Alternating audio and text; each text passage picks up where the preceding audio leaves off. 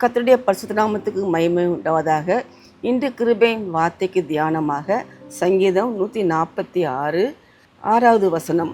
அவர் வானத்தையும் பூமியையும் சமுத்திரத்தையும் அவைகளுள்ள யாவையும் உண்டாக்கினவர். அவர் என்றென்றைக்கும் உண்மையை காக்கிறவர்.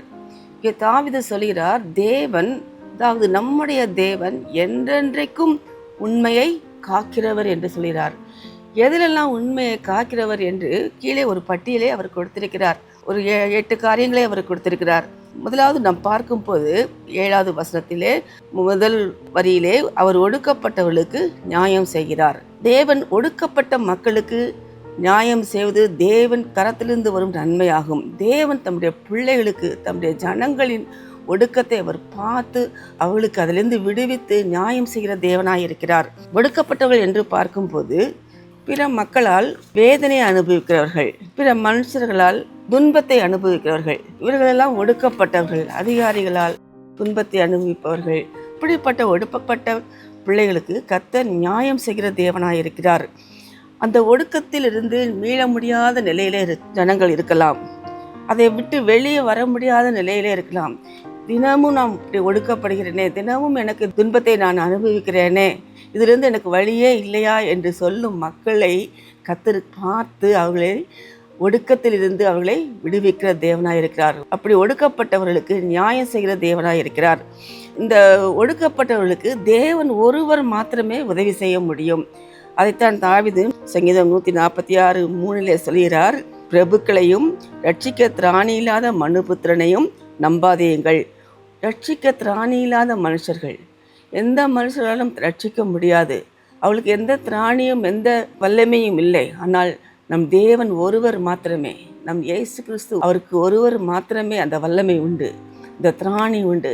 இந்த எந்தெந்த காரியங்களை ஒடுக்கப்படுகிறோமோ அதிலிருந்து மீட்பதற்கு தேவன் ஒருவர் மாத்திரமே அவருக்கு திராணி உண்டு. ஆகவே மனுஷர்களை நம்புவதை பார்க்கலாம் கர்த்தர் மேல் பற்றுதலாக இருப்பதே நலம் என்று கூட தாவீது சொல்லியிருப்பதை நாம் பார்க்கலாம். இஸ்ரவேல் ஜனங்கள் எகிப்திலே ஒடுக்கப்பட்டார்கள்.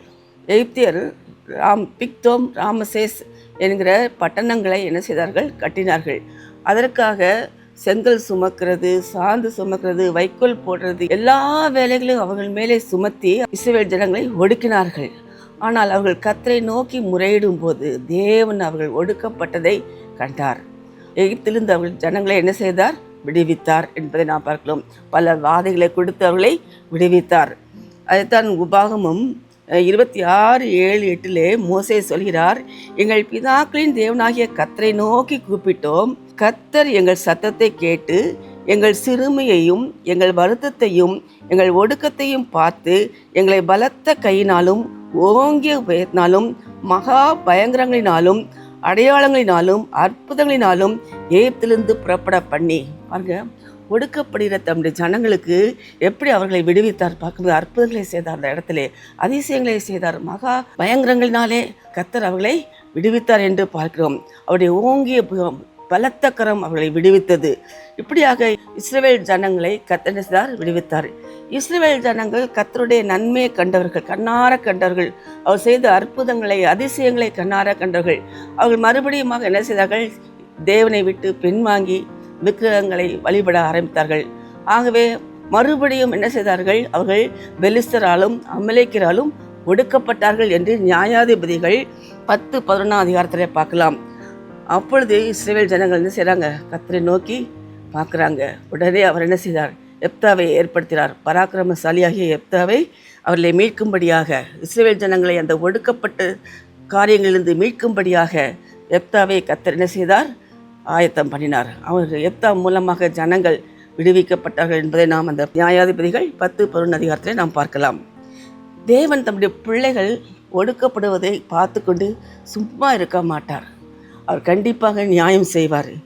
ஒடுக்கப்படுகிற ஏழைகள், திக்கற்றவர்கள், விதவைகள், எளியவர்கள் எல்லாரையும் அவர் தேவன் பார்த்து கொண்டிருக்கிறார். அவர்களை அவர் விடுவிக்க அவர் வல்லவராக இருக்கிறார். கண்டிப்பாக இப்படிப்பட்ட ஜனங்களுக்கு அவர் நியாயம் செய்வார். ஏனென்றால் இயேசு கிறிஸ்து தாமே நெருக்கப்பட்டும் ஒடுக்கப்பட்டும் இருந்தார் என்று ஏசாயா 53 அதிகாரத்திலே அவரை பற்றி எழுதியிருக்கிறது. சிலுவை மரணத்திலே எவ்வளவாக அவர் நொறுக்கப்பட்டார், எவ்வளவாக அவர் ஒடுக்கப்பட்டார், எவ்வளவாக அவர் காயங்கள் பட்டார் என்பதை ஏசாயா 53 அழகாக விவரித்து சொல்லியிருப்பதை நாம் பார்க்கலாம்.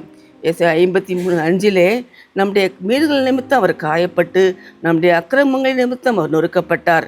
7வது வசனத்திலே அவர் நெருக்கப்பட்டும் ஒடுக்கப்பட்டும் இருந்தார் என்று சொல்லப்பட்டிருக்கிறது.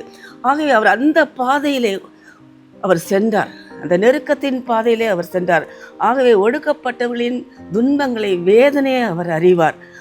ஆகவே அவர் அந்த பாதையிலே உள்ள நம்முடைய ஜனங்களுக்கு கண்டிப்பாக அவர் நியாயம் செய்கிற தேவனாக இருக்கிறார்.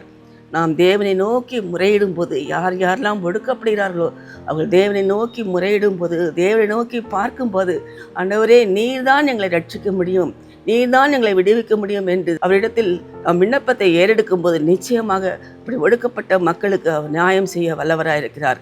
ஆகவே கர்த்தரை நோக்கி பார்த்து விடுதலையை பெற்றுக்கொள்ளலாம். கர்த்தர் உங்களை ஆசீர்வதிப்பாராக. ஆமென்.